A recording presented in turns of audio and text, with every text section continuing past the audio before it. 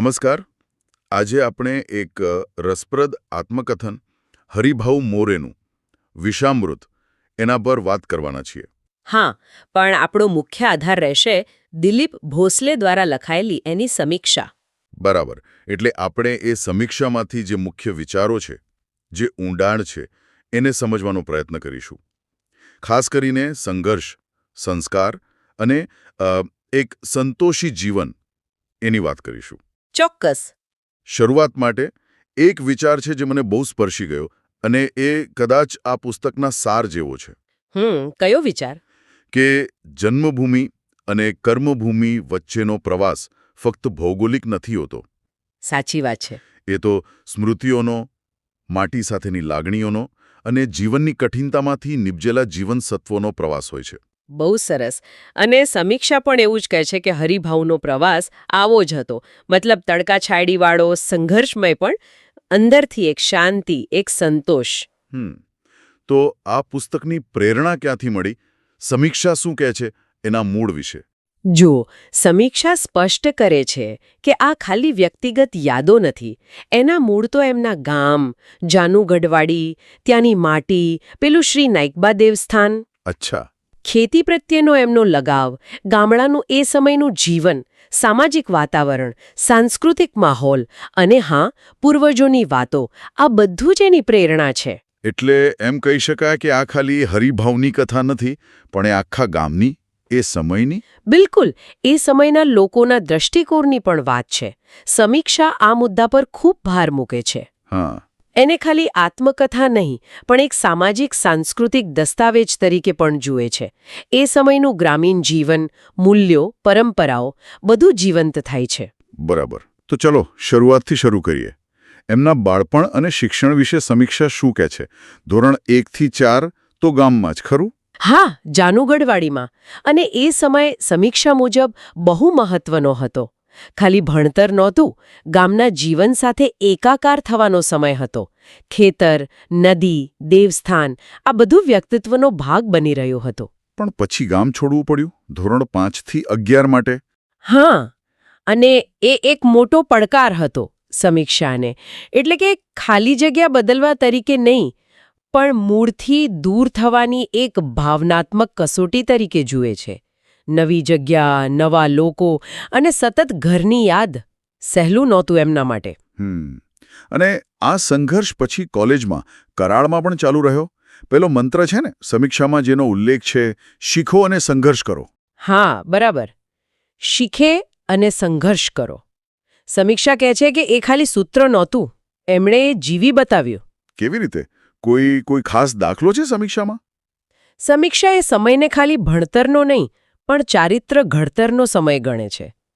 કદાચ આર્થિક મુશ્કેલીઓ હશે, નવા શહેરમાં ગોઠવાવાની મથામણ હશે, પણ ભણવાની ધગસ અને પરિસ્થિતિ સામે લડવાની હિંમત એ મુખ્ય વાત હતી. અને આ અનુભવોએ જ એમને આગળના જીવનના મોટા સંઘર્ષ માટે તૈયાર કર્યા. આ જ કદાચ એ વિષનો પહેલો અનુભવ હતો જેમાંથી પછી અમૃત મળવાનું હતું. સમજાયું.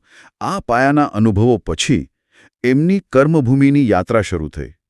33 વર્ષ નોકરી કરી, અલગ અલગ જગ્યાએ. હા, લાંબો સમય. સમીક્ષામાં નામ છે યેડગાંવ, ઢેબેવાડી, કુસુર, શિરવડ, વાવંજે, જે પનવેલ પાસે છે. કાલે ઘણી જગ્યાઓ. પણ આ ખાલી સ્થળોના નામ નથી.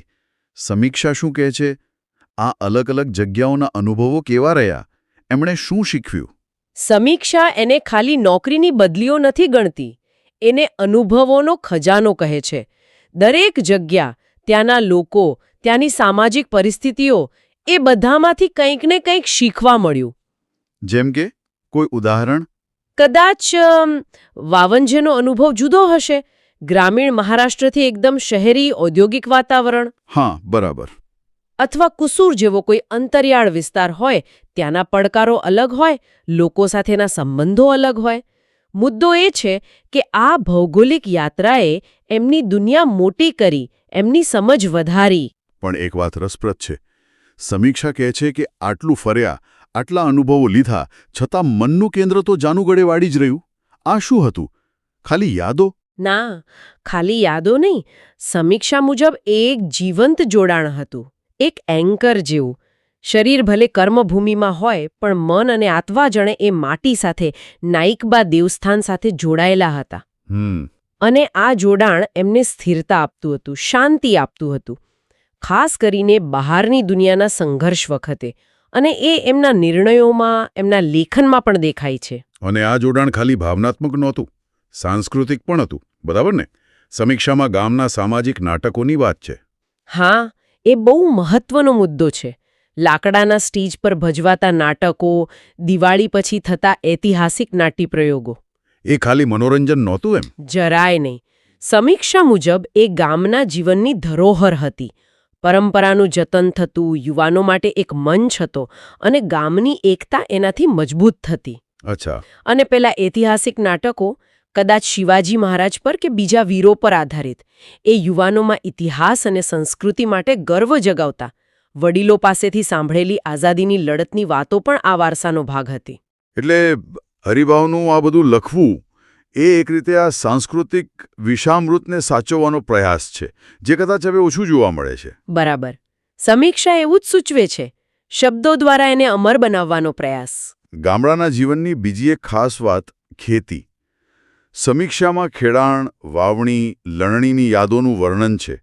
એ ખાલી મહેનતની વાત છે કે બીજું કંઈ? ના, ખાલી મહેનત નહીં. સમીક્ષા કહે છે એમાં એક સંતોષ છે, ઋતુચક્ર સાથેનું જોડાણ છે, જમીન સાથેની આત્મીયતા છે. ખેતી ખાલી આજીવિકા નહોતી, જીવનશૈલી હતી.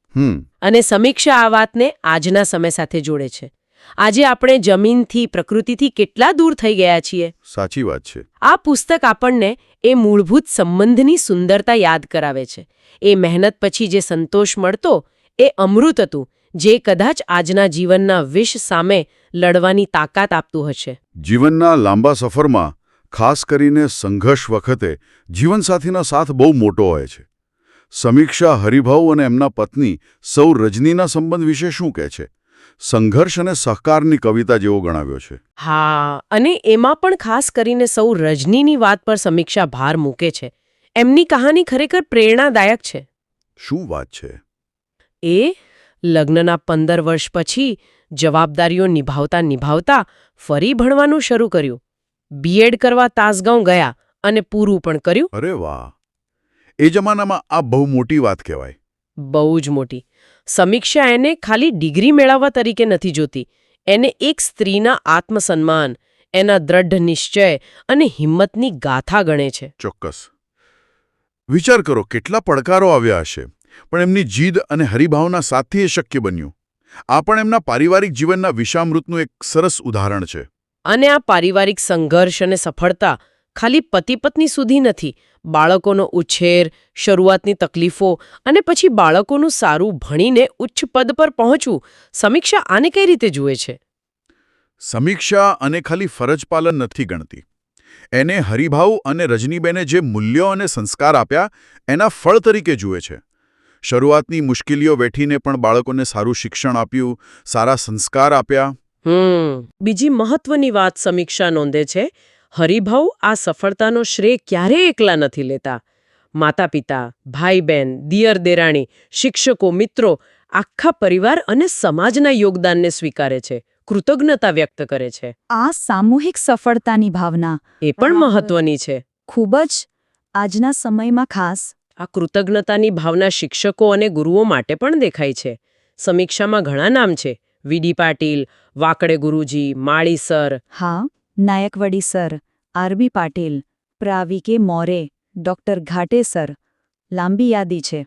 પણ આ ખાલી નામ ગણાવ્યા છે કે એમના પ્રભાવ વિશે પણ કંઈક કહ્યું છે? કોઈ એવા શિક્ષક જેમણે ખરેખર જીવન બદલી નાખ્યું હોય? સમીક્ષા સ્પષ્ટ કહે છે કે આ ખાલી યાદી નથી. આ એ લોકો છે જેમણે એમના જીવન ઘડતરમાં મુખ્ય ભાગ ભજવ્યો. એ ખાલી પુસ્તકો ભણાવનારા નહોતા, જીવનના માર્ગદર્શક હતા. સમીક્ષામાં ઉલ્લેખ હશે કે પ્રા.વી.કે. મોરે કે ડોક્ટર ઘાટે સર જેવા કોલેજના પ્રોફેસરોએ કેવી રીતે ઉચ્ચ શિક્ષણ માટે પ્રેરણા આપી, અથવા આરબી પાટીલ જેવા શાળાના શિક્ષકે કેવી રીતે આત્મવિશ્વાસ જગાવ્યો. એટલે એમનો પ્રભાવ ખાલી ભણતર પૂરતો નહોતો. જરાય નહીં. એમના સમગ્ર જીવન દર્શન પર એમનો પ્રભાવ દેખાય છે એમ સમીક્ષા કહે છે. એમના વગર કદાચ હરિભાઉ મોરેની આ વિષામૃત યાત્રા અધૂરી રહી હોત. તો આ બધા અનુભવો બાળપણ, શિક્ષણ, સંઘર્ષ, કર્મભૂમિ, સંસ્કૃતિ, પરિવાર, ગુરુઓ આ બધું મળીને પુસ્તકનું શીર્ષક વિષામૃત સાર્થક કરે છે. ચાલો આ ફિલોસોફીને થોડી વધુ સમજીએ. સમીક્ષાના કેન્દ્રમાં પણ આ જ છે ને? વિષામૃત શું અર્થ છે આનો? હા, બરાબર. સમીક્ષા મુજબ આ શીર્ષક જ આખા પુસ્તકનો અને એમના જીવનનો સાર છે. વિષ એટલે જીવનના સંઘર્ષ, કડવા અનુભવો, મુશ્કેલીઓ, પીડા જે આવે જ છે. અને અમૃત? અમૃત એટલે એ જ કડવાશમાંથી, એ જ સંઘર્ષમાંથી કંઈક સારું, કંઈક પોઝિટિવ, કંઈક મીઠું શોધી કાઢવાની વૃત્તિ.